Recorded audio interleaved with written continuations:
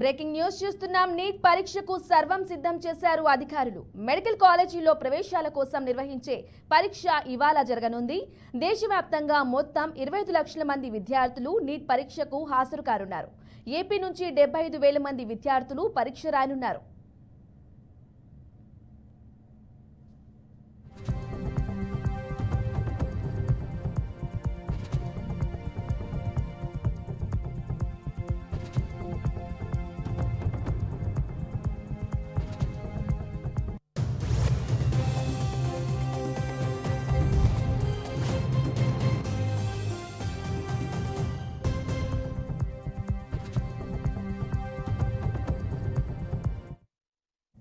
ఏపీలో 29 నీట్ పరీక్షా కేంద్రాలు ఏర్పాటు చేశారు.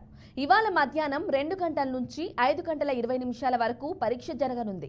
మధ్యాహ్నం 1 గంట 30 నిమిషాలకు పరీక్షా కేంద్రాల్లోకి అనుమతిస్తారు. 1 నిమిషం ఆలస్యమైన విద్యార్థులకు సెంటర్లోకి అనుమతి ఉండదని నిర్వాహకులు స్పష్టం చేశారు.